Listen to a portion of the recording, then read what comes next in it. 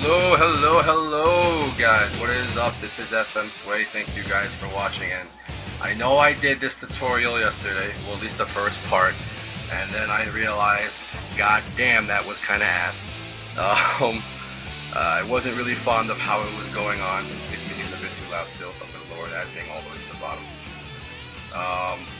Actually, I'm just gonna end it all right here.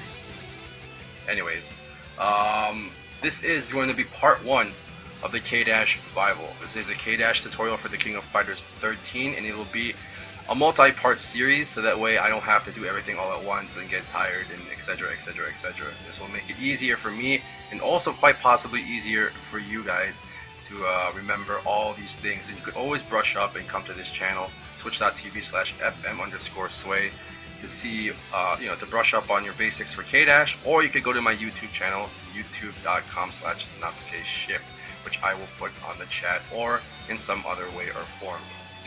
Again, we are a proud sponsor. We are proudly backed by the Dream Cancel Network. So shoutouts to Desmond Delgado and to everybody else in the Dream Cancel family. You know, Lazy Freddy, Malik, Ginny Cage, all these other, outstanding people at Dream Cancel. But pretty much, there are actually 2 other K-Dash tutorials out there that I am aware of. The first one is a YouTube channel, and I totally forgot what it was, but if I find it, I'll put it on my YouTube link as well, so yeah, you guys can see it.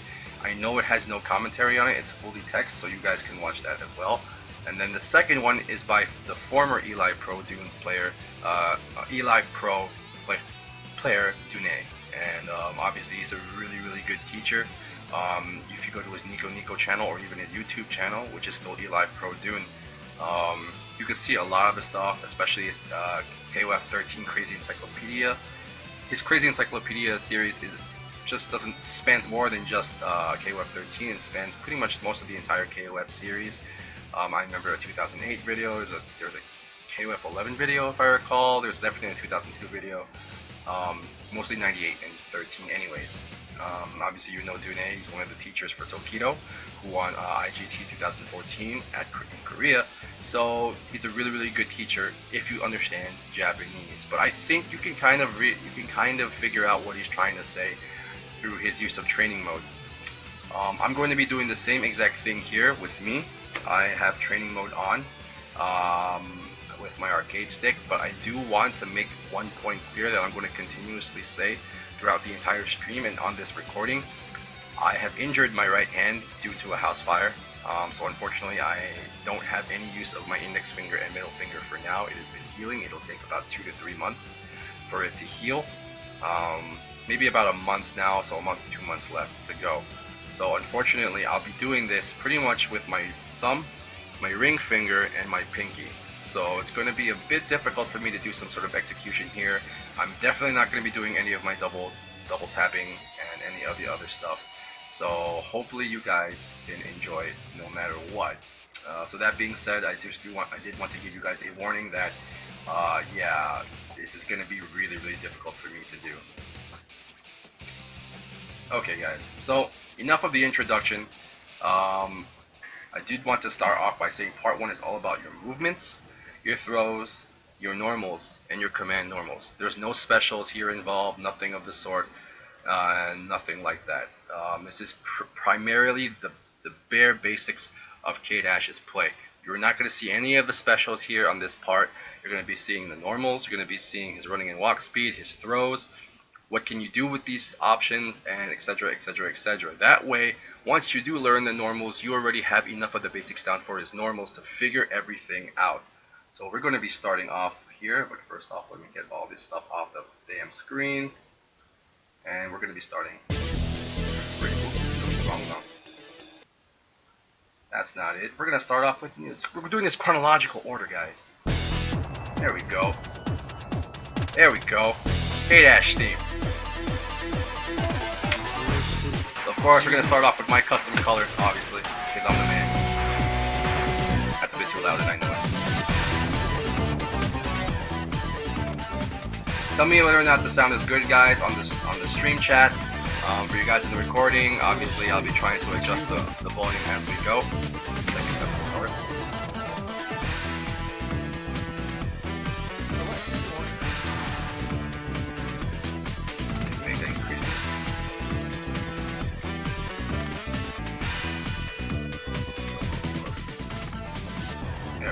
think that's appropriate. There we go. Alright, so you're going to be noticing something very peculiar about my training mode stage choice.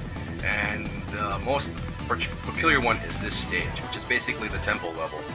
You know, shouts to Shiki, you know, from Samurai Spirit, Samurai Warriors, whatever, whichever she was played on. I know it's the N64 version.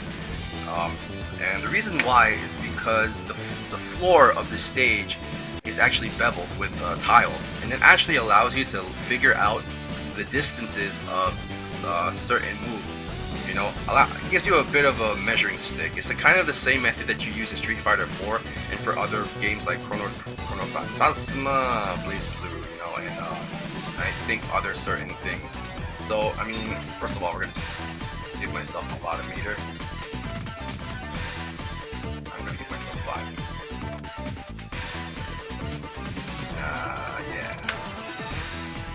Alright, so we're gonna be starting off with the run speed. We're gonna run and walk speed. So basically, K-Dash is actually really mobile. As you can see, he actually moves really fast. Well, he's K-Dash, right? Like, he can, you know, he's gonna have some really good walk speed. He walk speed really, you know, pretty much enters in and out of the space really quickly. So I mean, think of it. We're in full screen. So how long does it take for him to just, you know, get to the other side? So we're gonna count 1 Mississippi, 2 Mississippi, 2 seconds. It only takes 2 seconds to get from you to your opponent really quickly using the walk speed. Of course, you're not going to be using the walk speed too much, because I mean, it's not necessarily used. Pretty much the walking is not really used that much in this game. However, if you are at a certain range, for example here, you can move in fairly quickly after he's knocked down, even if he's in passive mode. And you could just, you know, limit yourself and put yourself here in a good range. His backdash. Well, now we're gonna start using this little thing here, the limit measuring things on the bottom. You're gonna be seeing it here. You know, look at the tip of K-Dash's feet. See it like that. So we're gonna start here. Oops. Oh my God. Well, there we go. So it pretty much moves one entire space. And I mean, it's a really good backdash. Not the best, but I mean, it's enough for you to back off. So yeah. You know, so it stays at a certain range. It's very good. Allows you to, you know, have the maximum part of your pokes if you're going full screen. You know, look at that. See, it's pretty much the same exact distance as the max version of your speed. But we're gonna get that into that later. That's pretty much his walk speed. His run speed, pretty fast as well. Not the fastest. I think guys like Leona and to an extent other characters, they're faster. K-Dash is one of the faster characters though in terms of his run speed. It really goes fast. So obviously it takes 2 seconds to walk from one to another. So how long does it take to run? 1 Mississippi, 2, even faster than that, at least 1 second. So you can cover the space really well.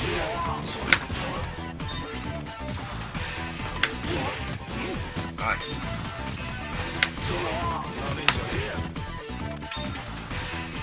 And that's pretty much his walk speed. Next is going to be his throw. Both his throws are the exact same on the punch and on the kick. Obviously, for this version of KOF and most versions of KOF, I think all of them, it's a bit different in this case because pretty much when you were the regular standard part of grabbing in terms of KOF is you just do forward and a heavy. So forward heavy C, forward C, pretty much grabs him in the front.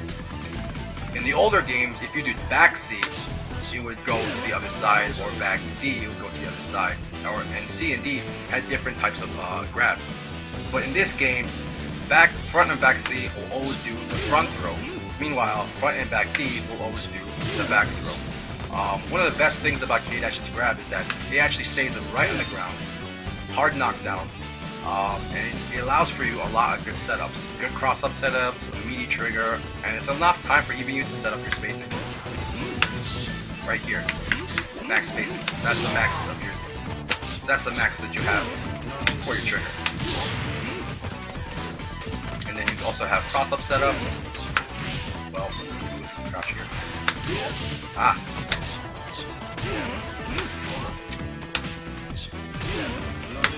Oh my god, sorry guys. There we go. Well, it's gonna be some ambiguous cross-ups and all that other kinds of good, you know, unique things that you can do as a K-Dash player. Also, as another plus for this throw, you have mini subs. So, you know, it makes it much easier for your trigger subs. But we're not going to be doing any of those kind of special stuff in your in this tutorial. We're going to be doing just normals and all that other nice jazzy thing. All right. Now we're going to do a standing normal. Hold up. Just change this up. Alright.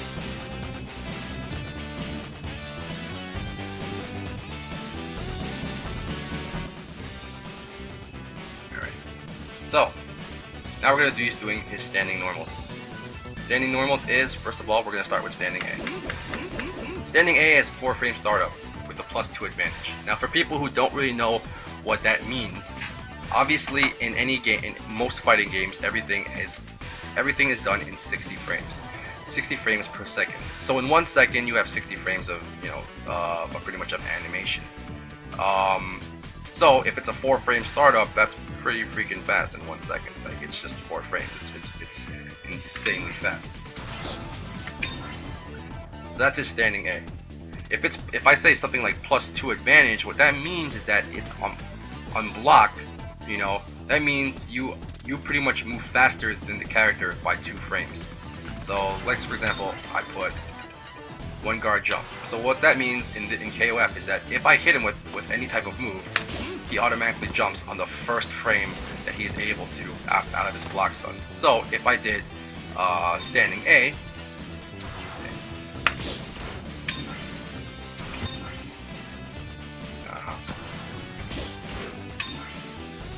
notice how my K-Dash, the green one, is going to land a bit faster than the opponent. What that means is that I'm able to move first before he does. If it's +2, that means I can start using the numbers game. You know, if you have the knowledge, you don't really necessarily need to do so. That, you know, I can use the numbers game to figure out how to open up open up the opponent while he's blocking, so that way he can force to press buttons. But even if he were to press buttons or anything of the sort, I would have the advantage by getting the hit first. So that's what it means by +2 advantage. If it's negative, oops, he would move first, and then I would be at a disadvantage if he's blocking. So things like that you have to take into account when you use your normals, and this is why this is all about just learning your normals as a K-Dash player. It's really difficult to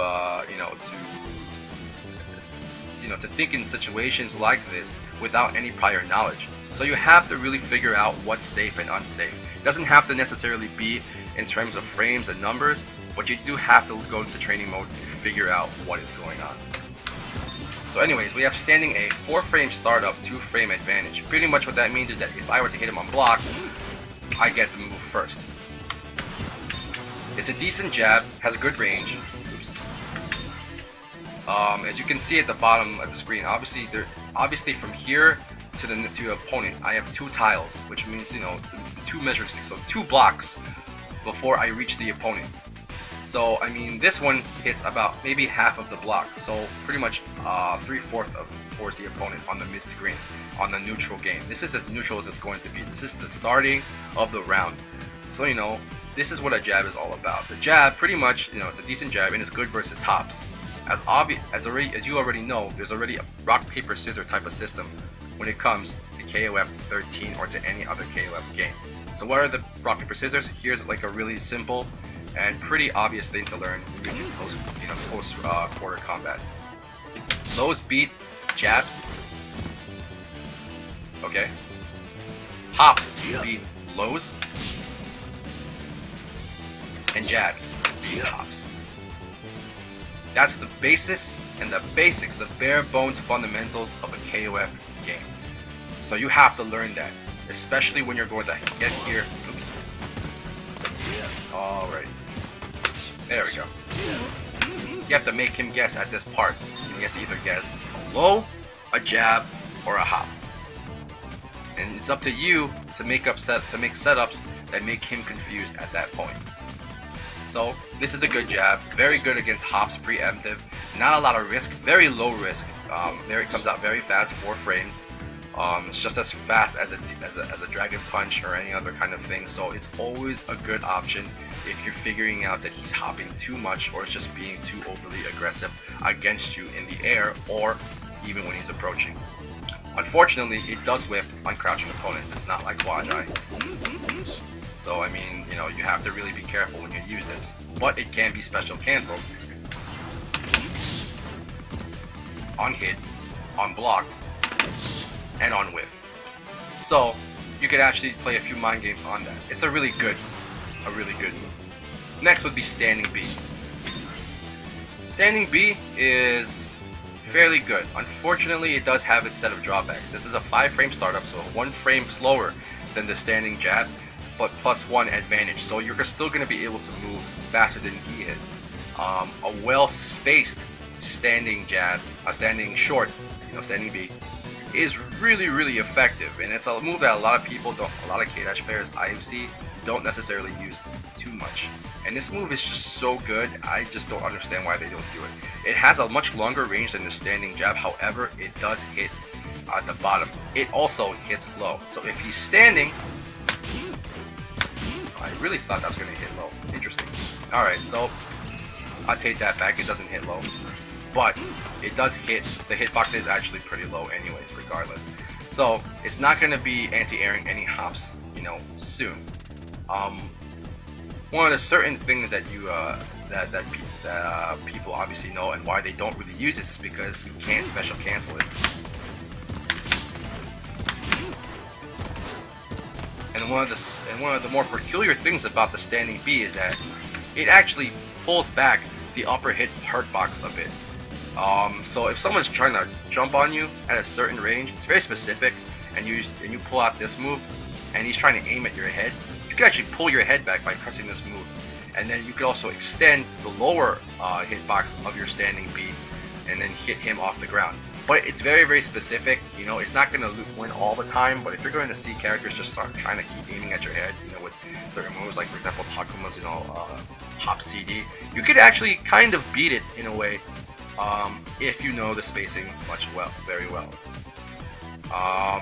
This is a good poke on people who mash, especially if you're using frame traps. So it's a very standard frame trap that you can use as a normal without any kind of specials. And one of the best things about this is that that even though you cannot super cancel it, you can actually HD bypass, HD cancel into it. So you can activate HD off of it.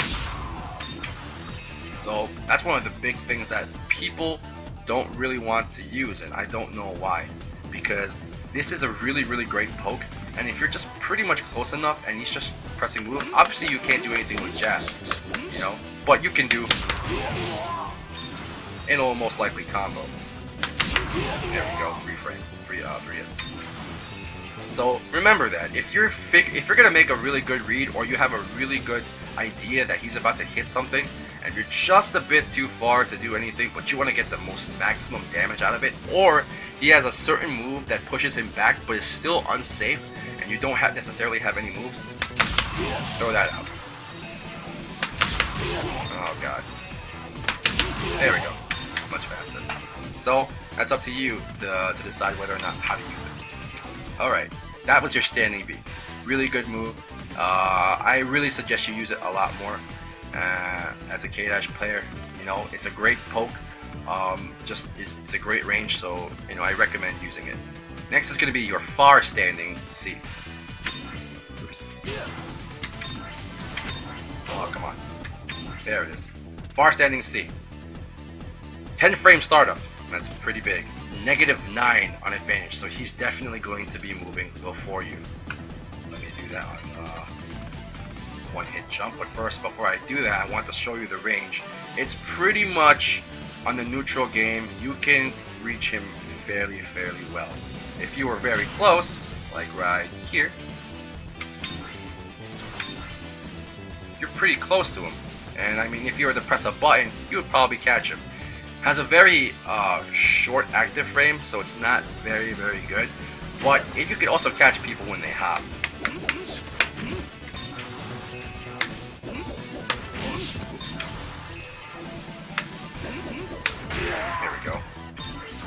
Pretty cool, huh? Oops. One more time. There we go. Okay. So it's very preemptive type versus hops. Good advantages of it. Up. For far standing C, you can super cancel it. But it's really difficult to actually get the trigger to hit. And it's just, you know, you could also kind of, yeah, but I don't know if it can actually hit crouching opponents. I'm pretty sure it can. Yes, it can. Actually, no. Let me, there we go. Yeah, I'm just gonna assume it can hit crouching opponents. Let me just turn this off. Yep, crouching opponents. It can hit crouching opponents. So, if you're pretty far enough, you can hit him with something like that.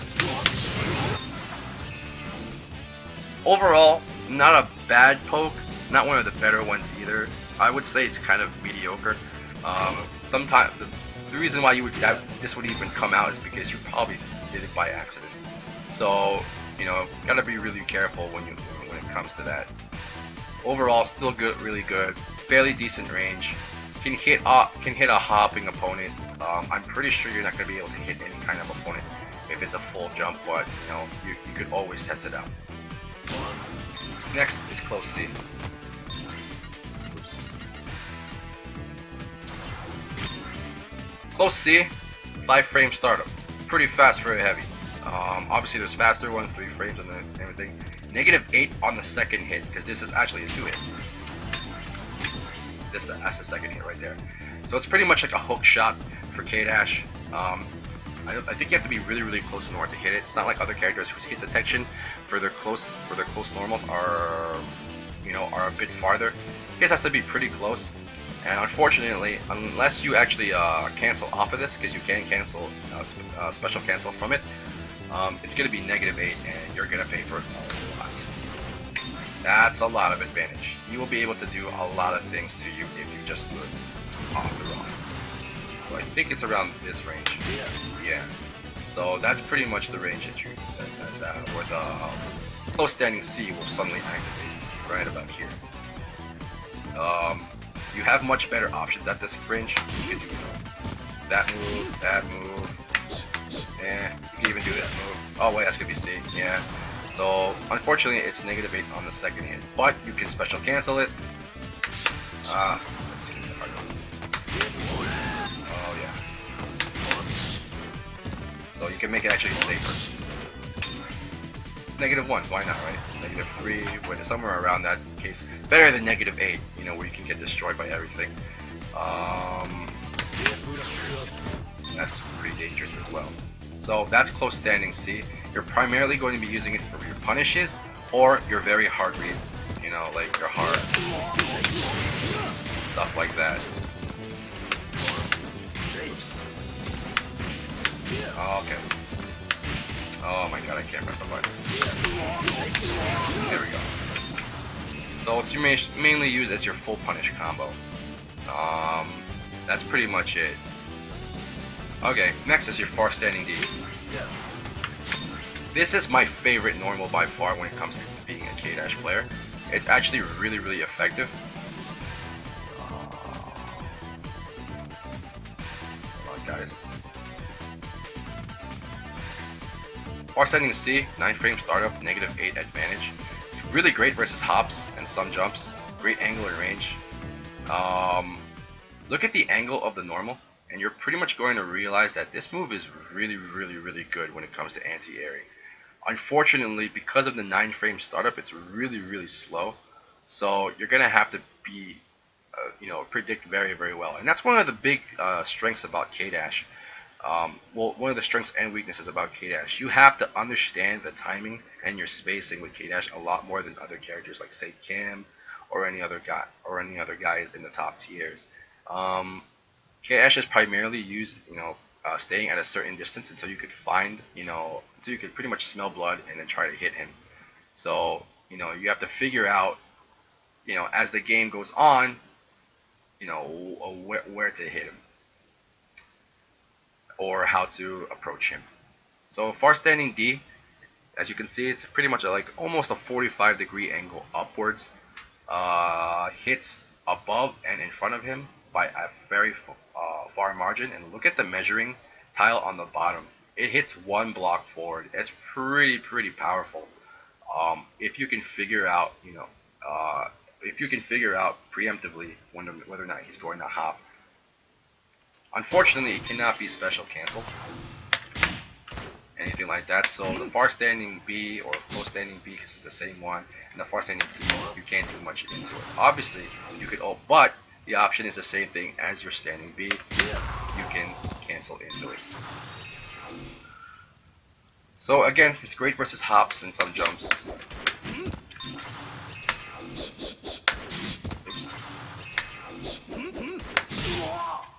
You can actually get some trades off of it. Yeah, that looks about right. See that? Yeah, I think it's pretty much going to hit at this point. Oh, no, never mind. I'm going to move a little bit forward. There we go. You get a trade, but you get more damage. See that? Hope that hits. Oh, I pressed the button by accident. That's gonna hit anyway. So, you already pretty much get the idea about how far standing D is. Again, it is very slow on startup. Look at that. It really takes a while to wind up, but if you can get a hit off of him, especially here at this range, it does hit them standing. So, don't think that it's gonna just whiff on certain characters. I think it's gonna whiff on Shin. Pretty freaking certain it's gonna hit on Shin. And it all definitely hits big body opponents fairly well, much better than other characters. That being said, it does push him at a location where it's just hard for them to really punish unless they have something really fast, like for example Dual Lons, Supers, Andy Supers, very fast super moves, or just EX types of moves that are just really fast to begin with. So, using sparingly, think before you use it, and yeah, let's move on. Close standing D is 8 frame startup and negative 10 advantage. So here's standing D. Right here. Let me find the max range for this. It's pretty much going to be here. Yeah, there we go. So that's far standing D. Close standing D. It actually looks similar to standing B, but it takes much longer for it to come out. Of course, standing B is 5 frames. Standing D is 8 frame startup, so takes a bit longer for it to come out, and so and it does a little bit more damage too. I think 70 damage. It is negative 10 on block, and this guy's getting hit right now. Yeah, because obviously, and you've noticed that, right? He's guarding, but he's still getting hit. That's because standing D hits low. But as I said before, it is really punishable on block. Really punishable. Okay, pretty much the opponent will be able to move before you. That being said, right, the range of it is actually kind of deceptive. Here it is again. Notice how I'm kind of really far from the opponent, but for some reason the standing D is coming out.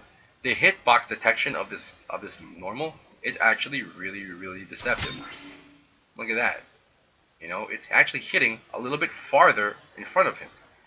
Of course, if you're blocking low, one of the things that Juicebox Able probably taught you is that your hitbox is a little bit wider.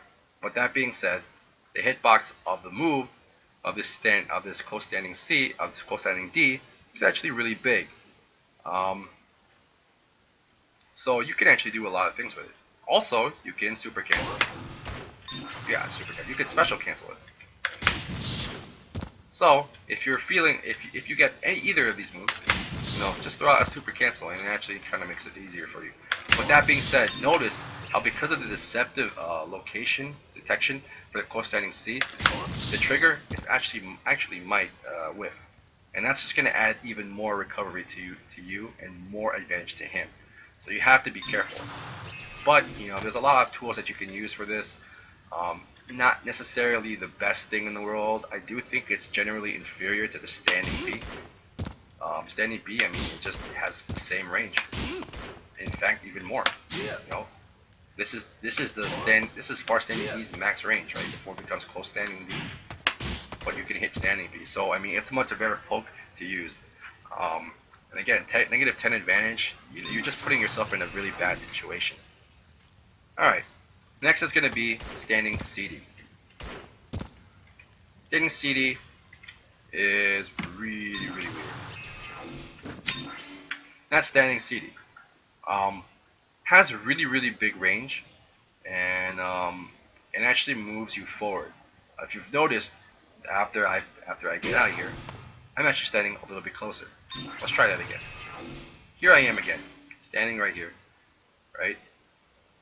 You see the tip of K-Dash's toes. It's right there, right on the line. But if I do CD, it's moved just a little bit forward, inched you a little bit forward, you know. So it does tend to move a little bit forward. So you have to remember that when you're doing your setups and you're trying to end it with a standing CD to try and bait something out. Remember, it moves a little bit forward, so it does also move your hurt box forward as well. So you're putting yourself in a little bit of danger. That being said, standing CD has 14 frame startup. It is the slowest move that he has possible in terms of standing moves and grounded moves. Negative 6 advantage. A lot of people tell you, including me yesterday, that CD on block is actually kind of plus. But for K-Dash's point, his grounded CD is really bad in terms of recovery. Comes out very slow, but has a really long active frame around here at the end. It comes out here. Now, one of the big tidbits that I have when it comes to the CD is that it actually was nerfed from other KOF iterations, even from arcade mode. Because whenever K-Dash actually did this move, there was actually a cloud of dust that just kicked up from the ground, and that cloud of dust was actually a hitbox way before then. So it actually had a bigger advantage because it bigger range. But obviously they took it off from this case, and so it's not going to be hitting. The range is okay. It moves you forward again, but remember, even though it moves this higher up, it's kind of not too good. But it does give you the advantage of a soft knockdown if you hit him. Let me see. It also deals the most raw stun as its ground when it comes to grounded normals. I think it does. Let's see. Oh, let me turn on the stun first. Does 10 stun, and generally the other moves when it comes to the ground will do around 7. Yeah, that's about right.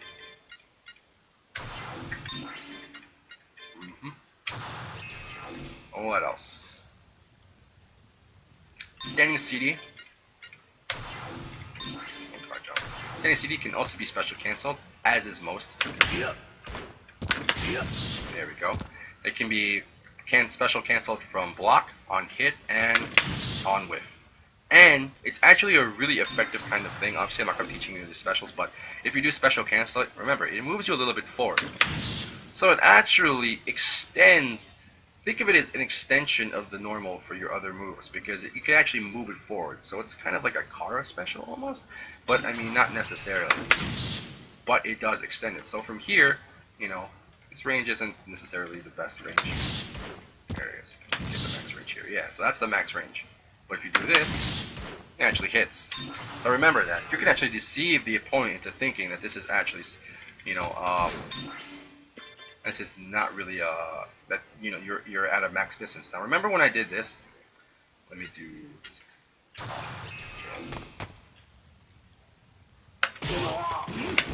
Oops, whoa. Yeah, that's about it. You know, this range, there we go. But if I just move forward, suddenly it's a little bit closer. So keep that in mind. And that's pretty much your grounded normals. Let me just exit that out. So now we got that already. So now we're going to go into a very short command normal. Let's get this short little song here.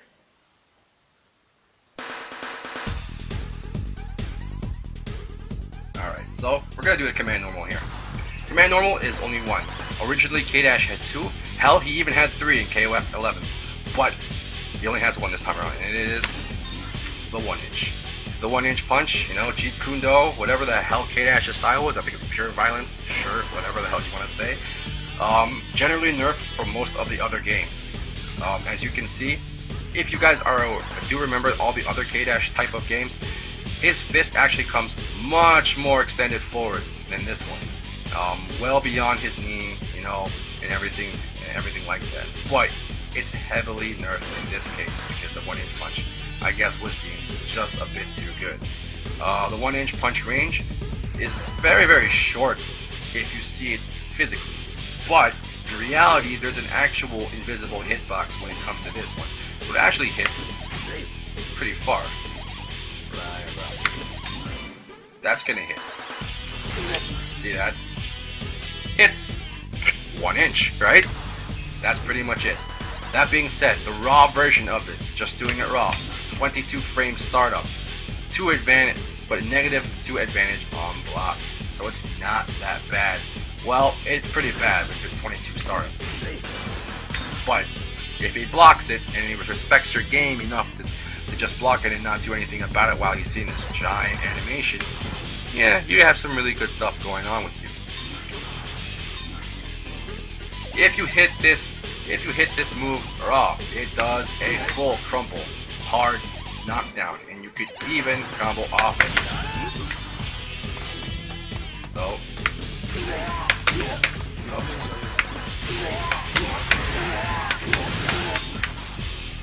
actually has a crumple. In fact, the crumple makes an airborne on hit. So remember that. But that's only the raw version. That being said, if it's the hit version, if it's the chain version, because you can actually chain it from his standing C, or his jab, or his low. Oops. No hit. Oh. Okay, so it's a low jab. There we go. Or even his sweep. Or even his scratching C. But generally you're going to be using it with standing C. And you notice how he doesn't crumple. See that? Also, the properties of the move are changed. Normally, when you do it raw, it's 22 startup and -2 on block. But if you do it chained, it's 15 startup. Pretty good, right? But it's not really that good of a move anyways, because 15 startup doesn't matter when you're hitting him with a 5-frame standing C first. What really matters is that if you hit it on a chain, it becomes -6. AK, in other words, much easier for him to punish you if you don't do anything.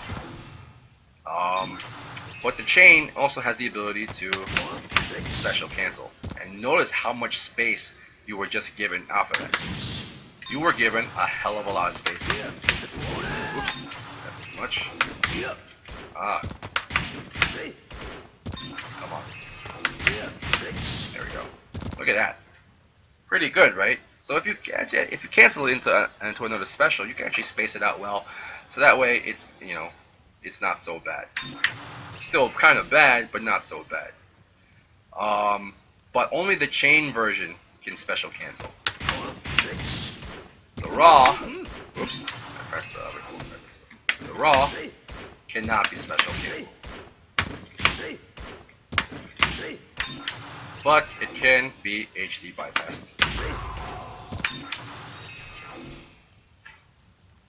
Now, obviously I just told you the CD does the most amount of stun for a grounded normal. For a command normal, this does the highest amount of stun in the ground, period. This does 12 stun.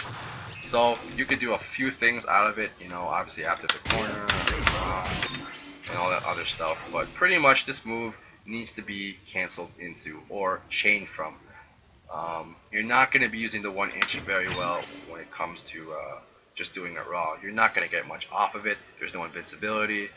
The hitbox is deceptively farther than it should be, but I mean, it's not something to really write home about.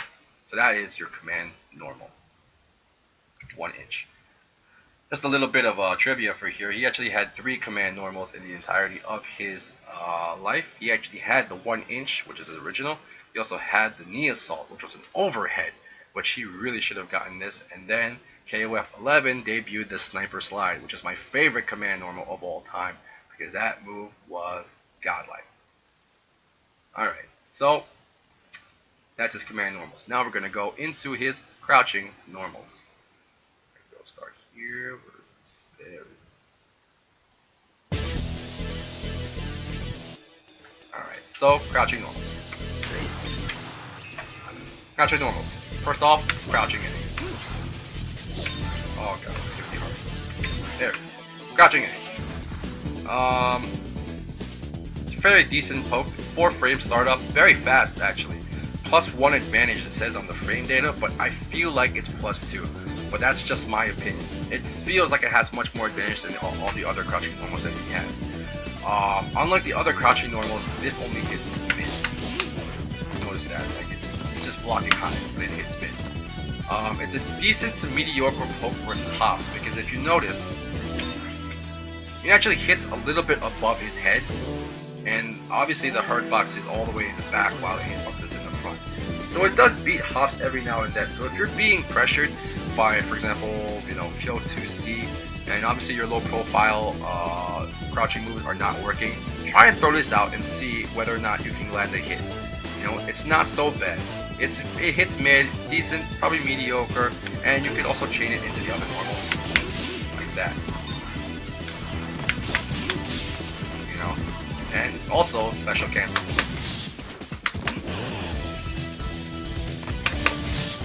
Pretty good, right? Alright, so that's pretty much it for crouching A. Pretty much the use for it is that, well, I mean, obviously it kind of defends against hops if you're going, but obviously your better bet is to just standing jab, or if you just want to mix things up a little bit, it's not so bad. You don't have to keep going, you can do things like that. Give them a few patterns to think about, Normals are generally meant to just, throw the opponent off with these pokes, with different ranges, different advantages on your frame data, on your, on block and on hit, but also meant to just give him a few different patterns to think about, so you don't have to be super predictable. So remember that. Now next is going to be his crouching B. Crouching B is definitely his best normal by far in this game, and in most iterations of the other game. Especially this one, because for some other games, K-Dash could not actually cancel into this move. It had to be crouching B, then crouching A into some sort of trigger. This time, however, he does have a crouching B that is special cancelable. And, I wonder what happened. He just died all of a sudden. Oh. Let me just... There we go. Anyways, this is 4 frame startup +1 advantage. So it's the exact same thing that the frame data is for crouching A. Put the volume down again. Really good range. Really stretches far. Notice how it's a low profile. See that where his head is? But if you hit that, you see how his body shrinks just a little bit lower. So you can low profile against, jumping hops or jumping, or just full jumps. Though, I mean, for most full jumps, you're probably gonna get hit, so you have to be careful. So it does low profile a lot of things, and obviously it beats the jabs and other things. Hits low, obviously, because it's hitting the crap out of your ankles. And I mean, it's just a really good poke. Probably his best one. Hits pretty far. Like, wow, yeah, that's pretty good, right? And obviously it's special cancel. And that's what makes this move really, really good. And you can chain it to other normals.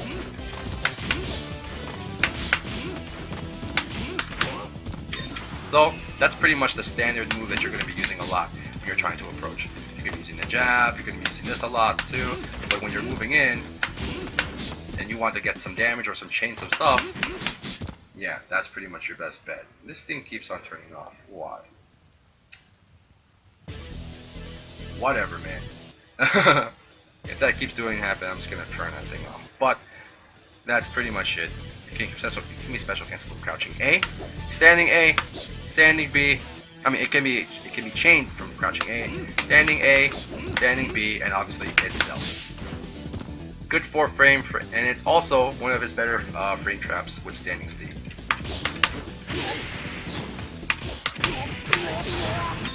Great frame trap. Alright. Next, crouching C. Crouching C, 6 frame startup. Not too bad, right? I mean, I actually thought it was slower, to be honest. -9 advantage. Pretty freaking bad on block. However, you can, obviously as I saw it before, you can actually cancel it to a command normal, and you could also, it's also special cancelable as well. It's just generally used for anti-air against full jumps and maybe to some preemptive hops, some preemptive anti-air to a hop, but it's not really that good. If you're using it in a combo, it's generally meant to just add more damage because it does more damage. It hits up and above his head, forward and above his head. But the unfortunate part about this move is that it actually pushes his hitbox forward, so it puts you into a much more dangerous situation. Not really good, unfortunately. Definitely not the better, not a great normal compared to other crouching Cs, because the anti-air ability of this move is not so good. If you're going to be trying to anti-air something, your best bet really is to just use standing jab or standing A. Of course, it can be special canceled.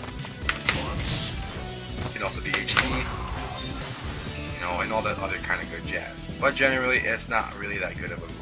You're going to be using it very rarely, but just try to think of the options that you can use it, and I'm pretty sure you'll be doing very, very well against it. Next would be your crouching D. Crouching D, 8 frame startup.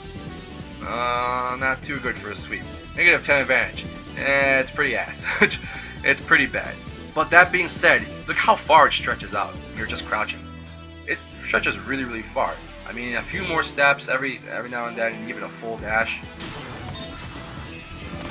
and you're already there. I didn't even hold the button.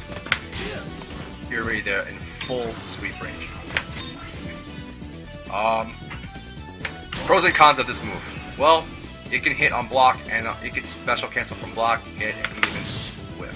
So it's actually kind of a really good move when you do hops or anything up, when they try to hop or anything of the sort, because you actually can lower your profile just a bit, but again, it's not that good.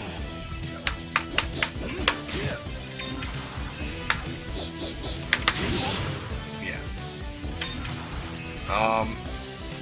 It's a sweep, so obviously it does hit low and has a soft knockdown.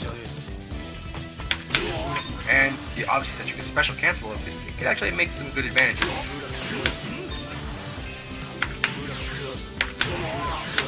Look at that, now you're in range. So if you could use it to a good advantage, why not, right? Very good range. So pretty much the pros is that it's really good range, special cancelable, so you can continue to approach if it hits. But the poor startup and the poor startup and the fact that it's really unsafe on block makes it a really, really hard thing to use. So that's pretty much it for your crouching normals. All right, let's go to your jumping normals. Let's end this song because it just was not working out much. Alright, well, KOF 2003. What a very awkward theme, but whatever. Alright, jumping normals. Jumping A. Jumping A, 8 frame startup. Very weird because I honestly think it feels faster than that. Very weird. Has a very awkward hitbox. If you notice how the knee is extended out, the hand is extended out, like maybe around 15 degrees forward, at a weird angle. It's really weird, but it does cross up very, very well.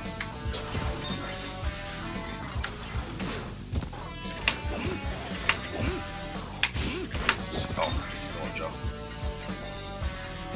Just all that. See that? Right. Come on. Yeah, there. Look at that move. Awkward hitbox from this. It really does cross up well. However, the advantage that you have on hit is not that good. I don't know. I'm just gonna do this.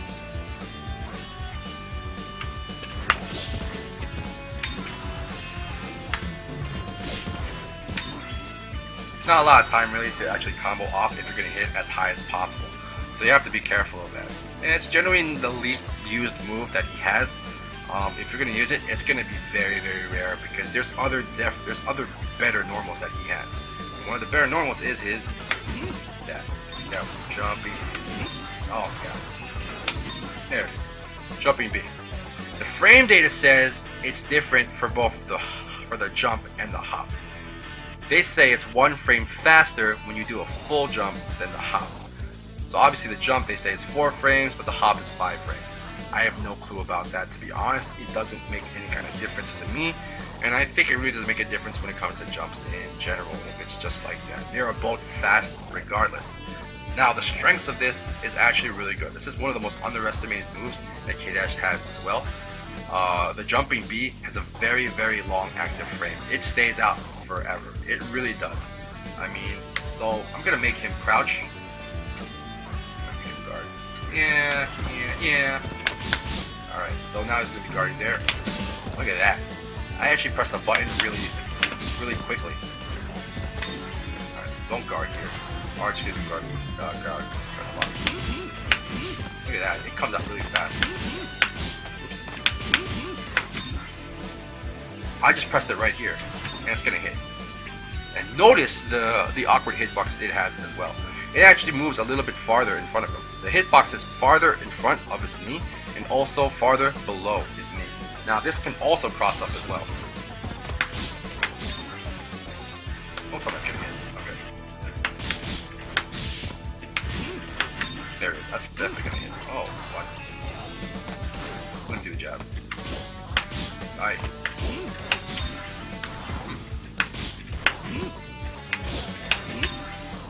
Really thought that was gonna actually hit. I mean, what plan? My old guard.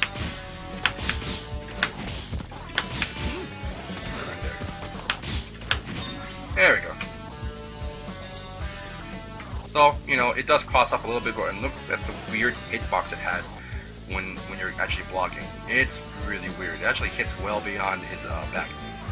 So, that's one of the good things. But this is generally used good for air-to-air situations.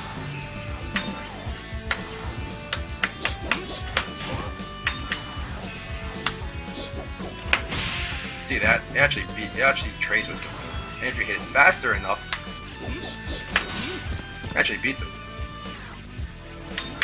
Oh, one more thing I forgot to add about jumping A, it can actually be super cancel, special cancel. So keep that in mind as well. Jumping B, however, you cannot. Only in HD mode can actually do it. So it's really good in air-to-air situations. Very deceptive in the air to ground because you really think it might just whiff, but it actually doesn't. It crosses up from behind the leg here, right behind the knee. But the cons about this move is that it's exceptionally short. The hitbox, yeah, it's a bit longer, but I mean, it's still one of the shorter air-to-airs. You know, that range, yeah, it's awesome and all, but it's still going to lose to things like Miori's jumping B and other kinds of things that you're going to be facing when it comes to playing KOF. So that's one of the big cons about it. That being said, if you're at a certain range, you can definitely use it to your advantage. Next is going to be your jumping C. Jumping C is definitely your standard air-to-ground normal. Oops. Oh, that's hard to really... Try it again. There it is. Jumping C. 9 frame startup. Not bad for heavy. Long active frame.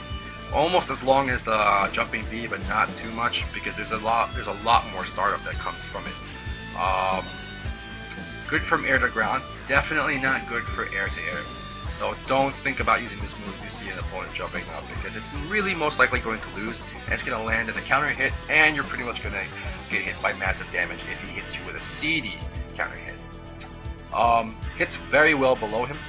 Turn on crouch.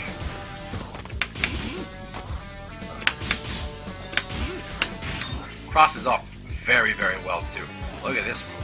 The fist is all the way on the other side and you're going to be crossing up. And let me do that with just regular guard. See that? Even there. Hits on the knee. Very, very good move. Hits fairly well. Hopefully this is actually see. Yeah, you got it. So it hits really, really well. Definitely your better air to air. you know. So definitely use it. Mix it up a bit. You know.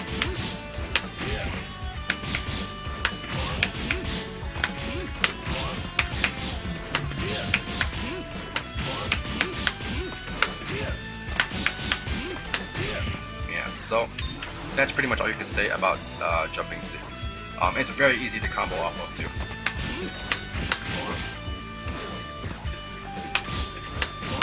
Oh, now you're not hitting, right? Fine. Oh, screw you. There we go. Now it's finally hitting. Jesus Lord. Oh, I'm doing it too early. Yeah, there we go. Next, jumping D. Jumping D actually has 3 versions of this move, and the same norm. First of all, it's 10 frame startup. I actually felt it was longer, so it's kind of weird how that's going on. And it's also and it's different. It's the same thing for your jumping B, where it's 10 frames on a full jump, but 9 on a hop. And I'm just like, well, it doesn't really matter at that point. It hits 3 different ways. It's above him, in front and above him, and then below him. So this is the first move. Alright, let me see if I can go up. Oh boy. Alright, well, this is gonna be harder than I thought. There we go. So it's gonna hit up. This is the second way.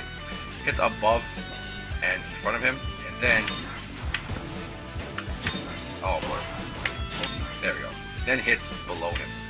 So I mean the hitbox is really long. But I mean, it's my opinion. It's a poor man's King CD with no knockdown whatsoever. It does hit high, of course, and also, you know, if you do it fairly early, you could actually still hit it right away. But it's kind of like Kula's jumping C, where you just need to do it at that range, no matter what.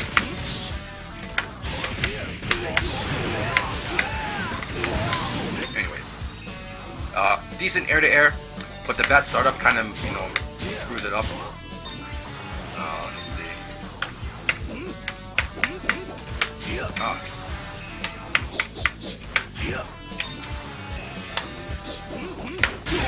See, that actually does hit, but I mean, like, it's not that good.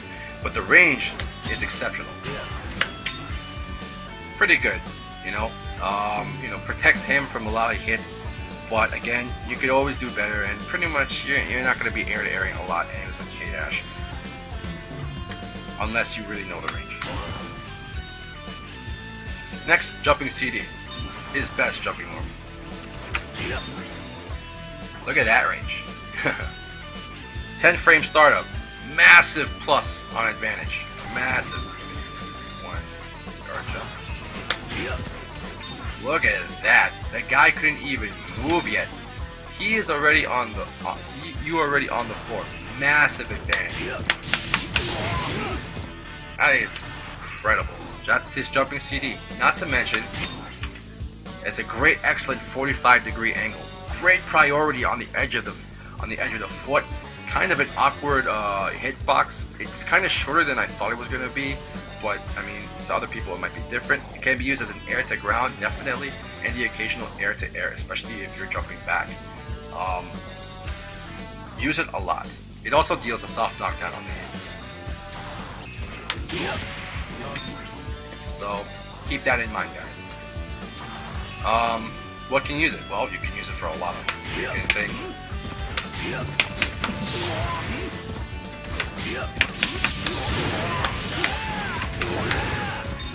Really good things. Again, it's going to be usually used for you're trying to block a lot of things. You're just trying to get some sort of advantage on them.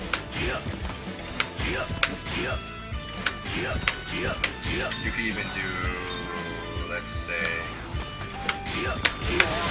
that, because it can also cancel onto on block. Also, by the way, the jumping D can also be canceled. Oh, if I can actually hit it. There we go. But I mean, this is a much better move to do. That's just too good. Of course, if you notice, right, it doesn't hit high. It hits mid. So you can block it crouching, you can block it in front. So you don't have to worry too much about it. But again, because of the massive advantage that it has, you really have to respect this move if it gets hit.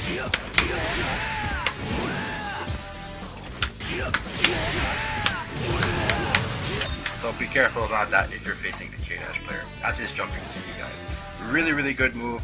If you're going to hop or you're going to be doing full jumps, I suggest using that move a lot because it does have a lot of priority. And this is one of the things that makes it really, really strong. Romance even mentioned it to me before that he really likes this jumping CD. It just does a lot of moves. Really, really good setups that you can make out of it. So that's it for his jumping normal. Let's put an X on this thing. Finish this one. Save it. All right, guys. We're almost there. We're almost there.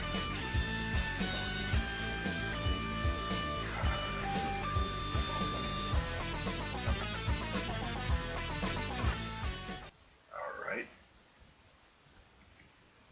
Which one's this one? Yeah. This is my favorite theme.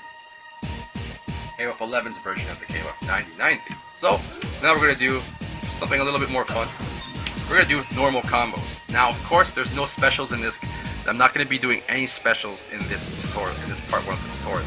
So I'm just going to be doing regular, normal combos. And this is actually going to really help you figure out a lot of things when it comes to the game. When it comes to figuring out your strings without using normals, because you can't be relying on your specials all the time. Just rely on your normals, and you're going to realize that the safer that you play, the more and you can still add the same amount of pressure and just play safer, and it allows you to just be a little bit more aggressive. So here are some normal combo.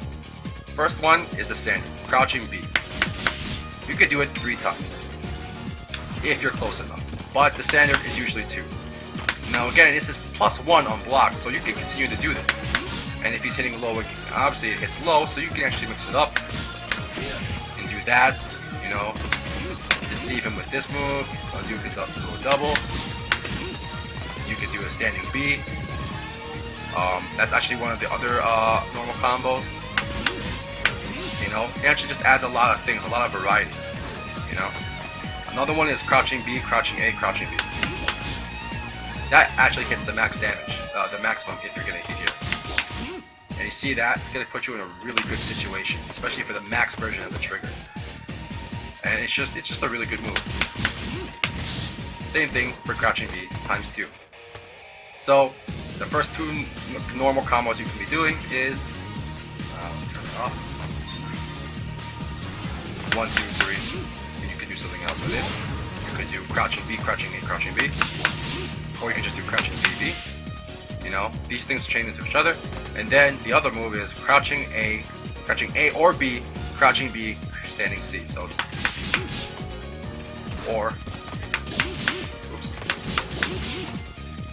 you can't do crouching A twice, I think. Oh, you can. So you can do that as well. So these moves again, they have the same advantage on block, same startup, but remember, this one moves a little bit farther. So that's why it's generally used in this one the most. I forget to do 3-1. Okay, now. Well, that's pretty much it. Then another normal combo is standing C forward A. Pretty much your target combo. Pretty good, right? Again, it's still negative on hit, I think, so you have to be careful. Let me see if I can test it out.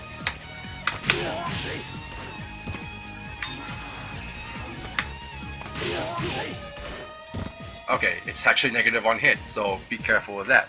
You can also do crouching C forward A. Now, this is actually kind of weird because some combos, if you want to do more damage in your combo, this is actually more damaging than standing C forward A when it comes to combos. So here's just standing C forward A, 97, right? Crouching C forward A. Oh, it's actually harder. Look at that.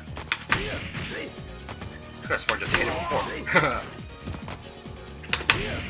There we go, 127. That's a lot more damage than the last one, right? So that's pretty much his normal combos when it comes to everything. If you get a counter hit, I think this actually could work. Let's just try it out. Oh, no, it doesn't work. Well, the more you know. Alright, well, that's pretty much it for his normal combos. And then after that, you can do special cancels, but again, we're going to do that on the next tutorial.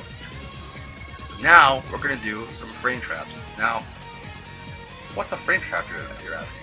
Well, first of all, turn this thing off. And now we're going to go straight into KOF13. Alright guys, so what's a frame trap? Pretty much a frame trap is utilizing your normals and the advantage you have in order to, pretty much press the advantage on your opponent. For example, as I said before, this move is +1 on block, right? That move is +1 on block. So, what does that even mean? Again, remember, if you're +1 on block, you move faster than the opponent. But you can't really do anything after it, can you? Sure you can. Because if they're pressing buttons, for example, if he does, this K-dash is the opponent. You do, and he does, and he's going to start mashing after this one, so, hold on. This guy forward. Alright, so your K-dash. Here's another K-dash. We're going to use this as a really, you're just pretty much setting yourself for situations that are always in your advantage when they try to do some sort of action. So you're at this K-dash and you're just going to be moving in. And you just press a button. And then you just want to jump, right? And he's thinking, oh crap, So he presses a button instead, right? So let's do that. And now you got hit, right? That's weird. Now what? Well, you could actually just chain the move, but it's going to be the same exact thing, right?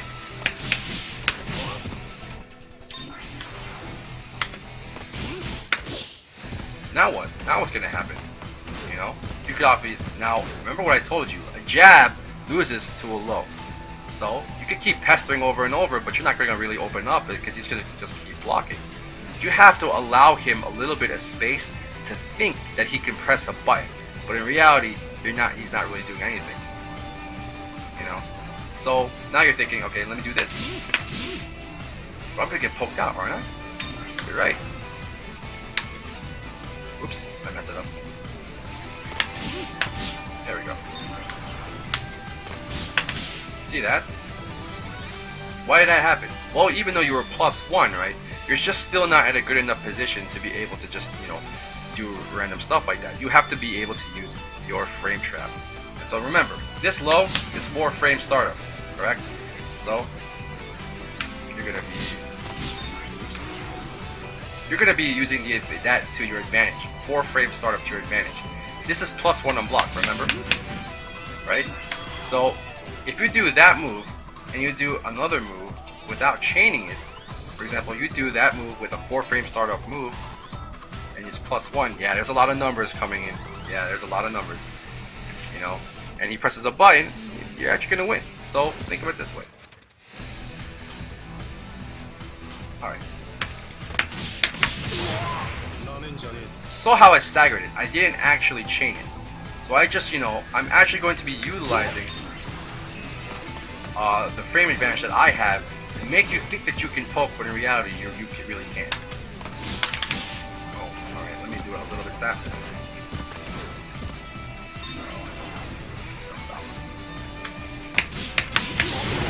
I think it's gonna work.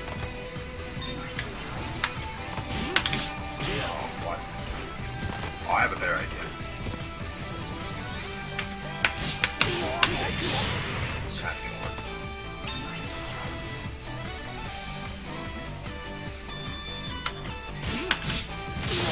Oh man, that's actually harder than I thought it was gonna be. But I think you're kind of starting to get the idea. Where you're trying to prevent the guy from pressing any buttons by utilizing the advantage that you have on block in order for him, in order to open him up. That's definitely good hand. Come on. Oh, see that? I was mashing the crap out of that.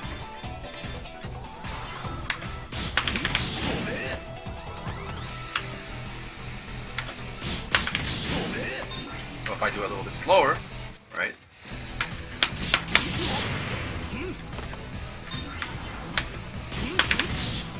See, I was mashing it, and now I'm like, oh, I can't press any buttons. What if I DP, right? Oh, I just DP'd. Didn't happen, nothing happened.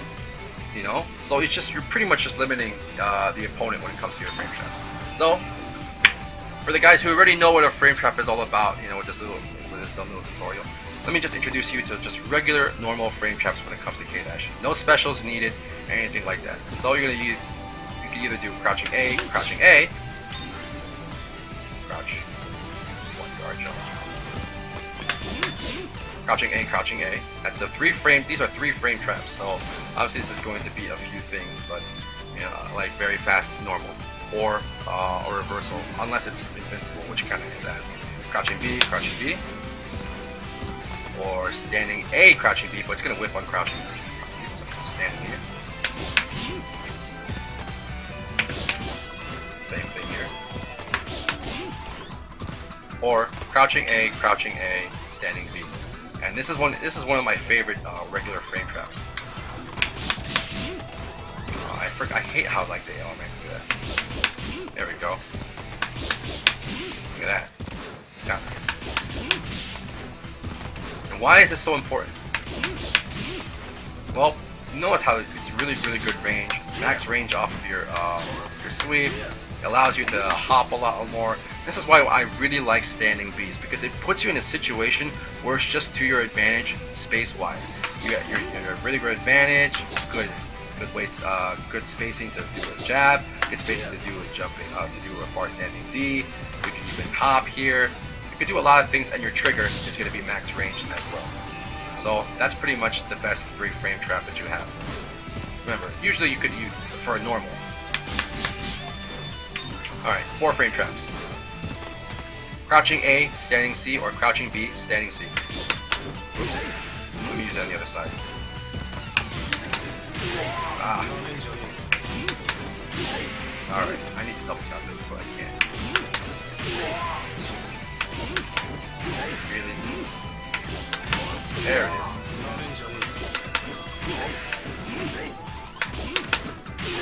Maybe I have to hold the button. Nope. There.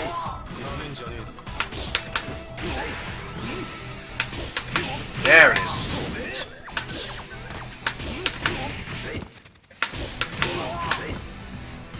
That's a 4 frame trap.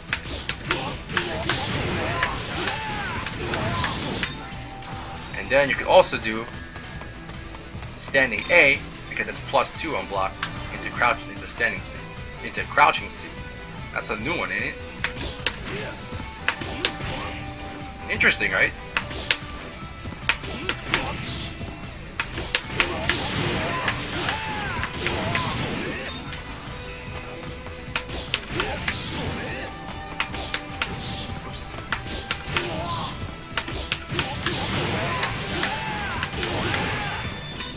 That's your 4 frame trap. So pretty much, if you're trying to see reversals or anything of the sort, or trying to make them match normal so you can land a hit, you could use those 2.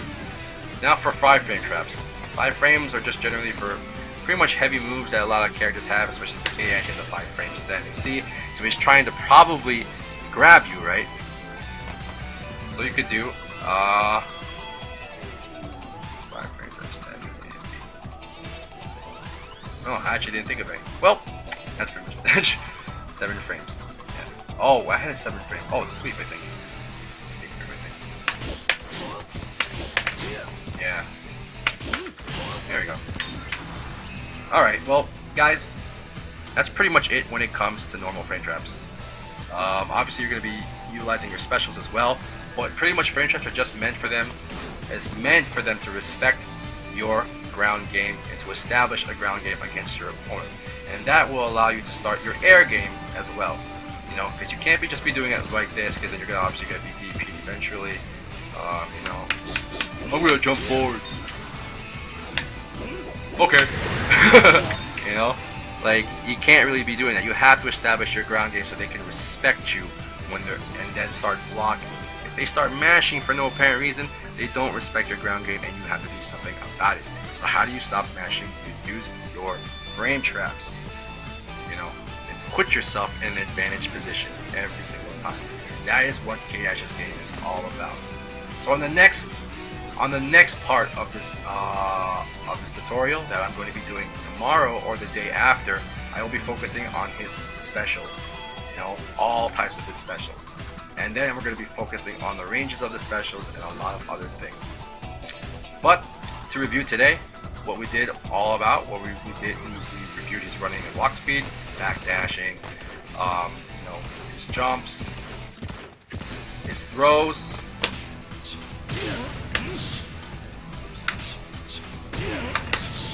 Oh, what? There we go. Meaty throws, whatever. Standing normals, crouching normals, jumping normals, CDs, command normals, and your standard blocks. Your standing strings for a K-Dash player. So, that was an hour and 17 minutes. I really hope you guys enjoyed learning about K-Dash this time around. This is the K-Dash Bible, Chapter 1, according to FM Sway, the word according to FM Sway. And I really hope you guys will enjoy the next part of the series. Thank you guys so much, and I will see you guys